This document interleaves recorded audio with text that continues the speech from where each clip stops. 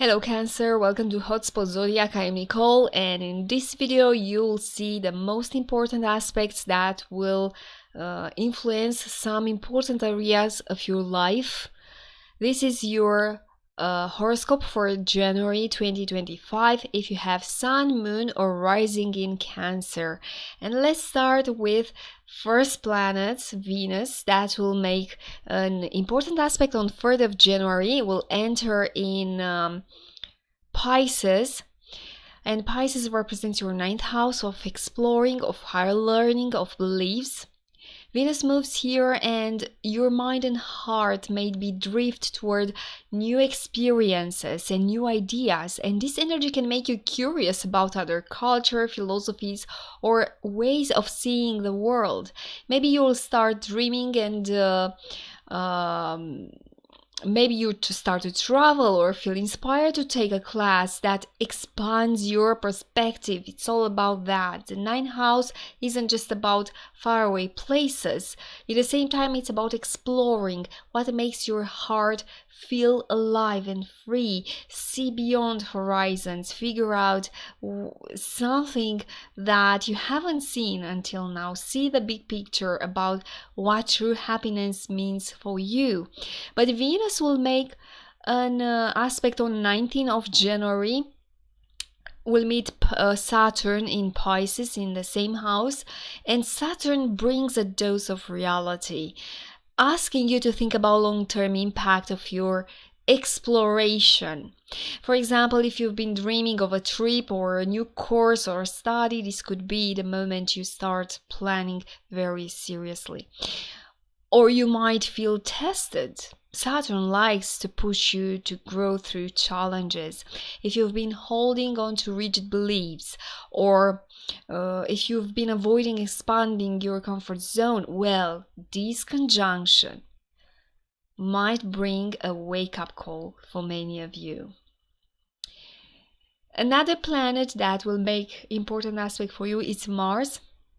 It's currently in Leo, your 2nd house of money and values. But before moving back to your sign, to Cancer, Mars will oppose Pluto in Aquarius.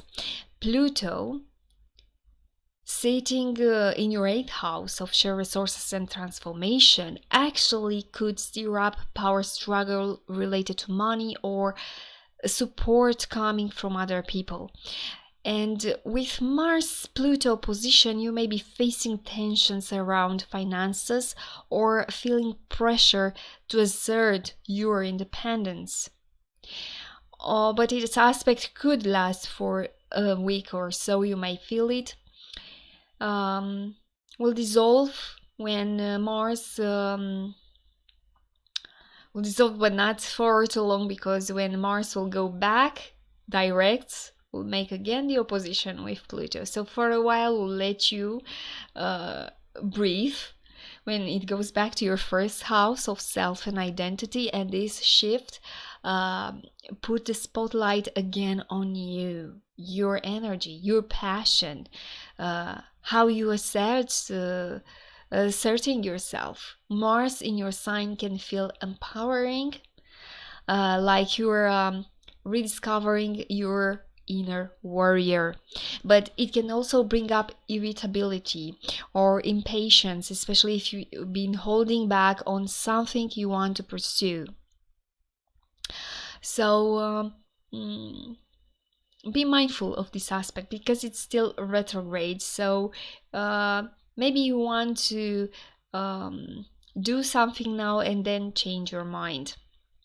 Another aspect that is important is that North Node, South Node change the axis, goes to Pisces Virgo axis. I'll make a special video about this, but now like an overview for the next 18 months. I could say, like a conclusion, your worldview and beliefs are evolving. Let go of over-analyzing every detail of your knowledge or studies and embrace experiences that expand your understanding.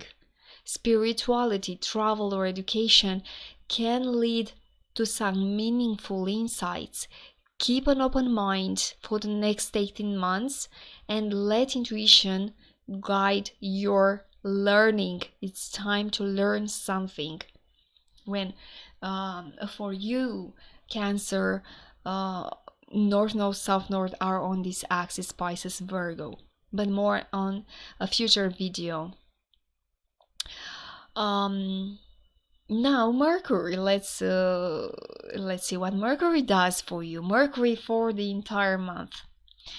Not necessarily, but almost entire month. 8th of January, 28th of January. It's in your 7th house in Capricorn, the house of partnerships. And with Mercury here, it's all about conversations and clarity regarding your relationships. And this could be a great time to talk things out with a partner or a collaborator, a partner that is your romantic partner or professional partner, or maybe a platonic partner. Or maybe it's important to collaborate with others in a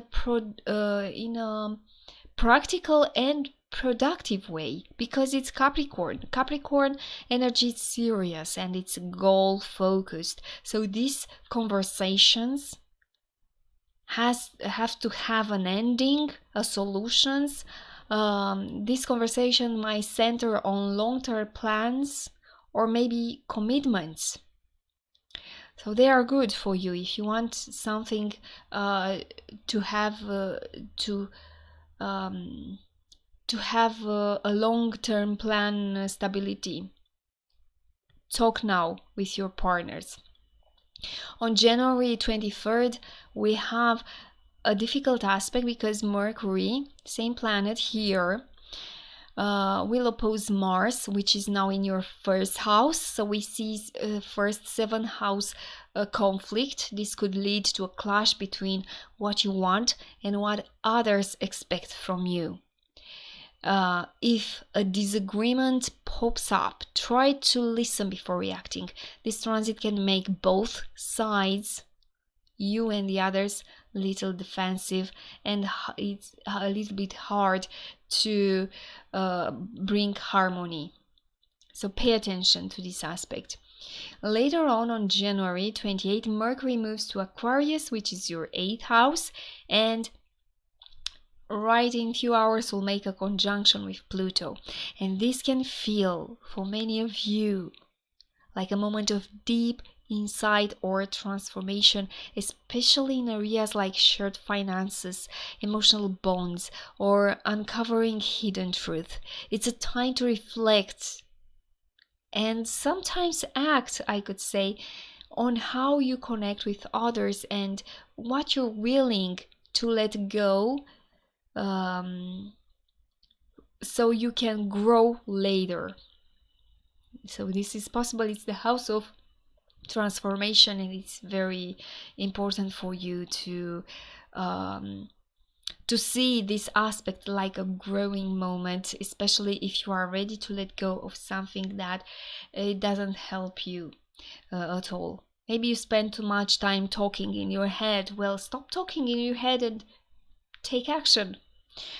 And Sun moves to Aquarius. Sun is the ruler of your 12th house, moving to your 8th house of transformation, share resources, deep emotional connection. And when Sun lights up this house, ask you to dig deep. This could be a time to look at how you're sharing resources, whether in financial partnership or emotional relationships. How things are done. Are things balanced? It's asking you this aspect. Or are these area where you feel stuck or powerless? Now you have to see clear what's going on there. And right next day after Sun enters Aquarius, meets Pluto in the same house, creating a moment of intense transformation. It's the 8th house, it's Sun, it's Pluto, and this might feel like shedding an old skin, letting go of something that no longer serves you, so you can step into a more empowering version of yourself. It's not always easy, but it's worth it. So put your effort there.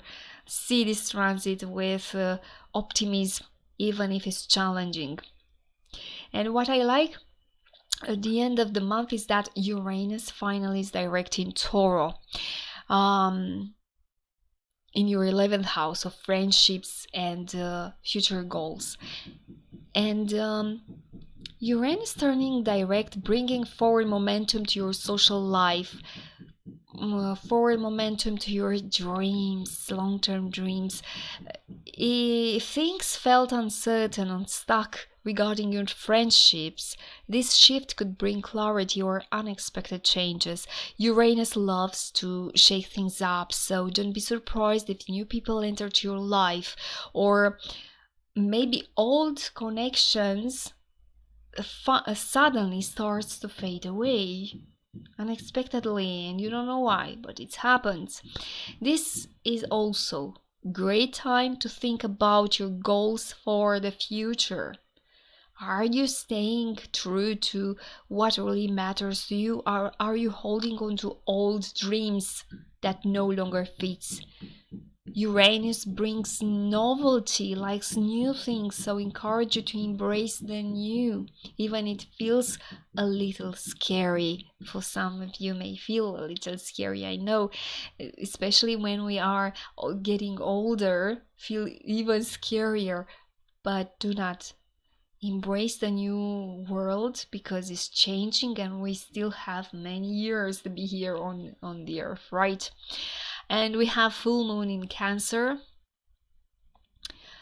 Talking about moon, right? Full moon in Cancer on 13th of January, 29th of January, it's new moon. First of all, full moon, it's on your first house of self and identity, and bring things to the light, this full moon. So this is a powerful moment to reflect on how you've been showing up to the world until now. Have you been prioritizing yourself enough, or are you giving too much to others? The full moon might bring clarity about your needs, or remind you that it's okay to put yourself first sometimes. Do it. Emotions could run high with this full moon here, but that's because the moon is in its home sign, and it's helping you reconnect with what feels authentic and nurturing to you. On the other hand, new moon in Aquarius falls to your 8th house of transformation, of shared resources and intimacy. And new moon are all about fresh start. So this is the perfect time to set intentions in this area. Maybe you're ready to start a new financial plan with a partner, maybe deepen an emotional connection, or maybe let go of something that's been weighing you down. The 8th house, because it's the house of renewal and rebirth, and Aquarius is an energy encourages you to think out of the box. You can start something very new for you that you were not even thinking about until now. And this is the time to set an unusual intention, I could say. Suddenly you will have a new idea about something that you until last month in December you wouldn't think about it. So my friends, this is your horoscope for January 2025, with Venus inspiring growth, Mars pushing you to assert yourself, and this Sun transforming your deeper connections, deeper emotions. It's a month to empowerment, and it's a month of new beginnings for all of you with Cancer, Sun, Moon, and rising, especially rising. Take care, my dear friends. I wait you soon with a new video. Bye bye.